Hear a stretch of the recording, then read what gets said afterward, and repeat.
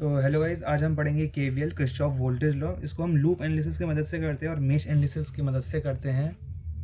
तो केवीएल को समझने से पहले हमें पता करना पड़ेगा कि लूप या फिर मैश किसी सर्किट में क्या होता है।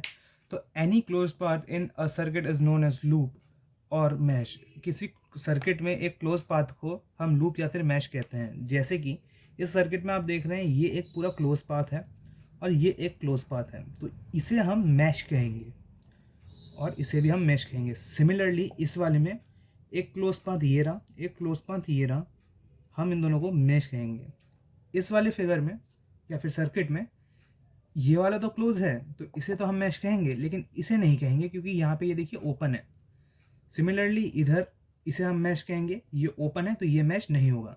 तो इसमें ये मैश है M1, ये M2, ये मैश है M1 M2, इसमें सिर्फ मैश M1 है, इसमें भी सिर्फ मैश M1 है। यहाँ पे ओपन है तो कोई मैश नहीं होगा। तो देखिए केवीएल क्या कहता है। KVL is based on conservation of charge. KVL भी based होता है conservation of charge. That is, charge can neither be created nor be destroyed. It just convert one form to another.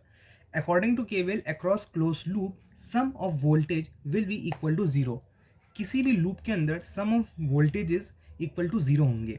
जैसे कि ये एक सर्किट है, यहाँ पे वोल्टेज है V और ये एक रेजिस्टेंस है, यहाँ पे करंट गया होगा तो यहाँ पे भी एक वोल्टेज ड्रॉप हुआ होगा V1। सिमिलरली R2 रेजिस्टेंस के भी अक्रॉस एक वोल्टेज ड्रॉप हुआ होगा, उसे ले लेते हैं V2।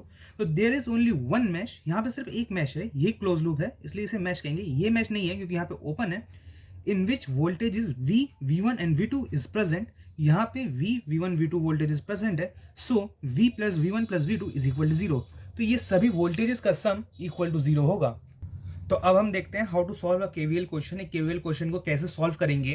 तो सबसे पहले उसमें फाइंड अ मैश और लूप। एक सर्किट में सबसे पहले एक मैश या लूप फाइंड करिए। तो देखिए ये सर्किट दे रखा है हमें, इसमें एक लूप फाइंड करते हैं। तो ये हो जाएगा एक लूप या फिर मैश, इसे हम दे देते हैं नाम M1। अब क्या करेंगे, assign a current on it. एक करंट असाइन करेंगे इसके अक्रॉस। हमने ले लिया इस लूप के अक्रॉस करंट I फ्लो कर रही है। Let the direction of the current in clockwise direction.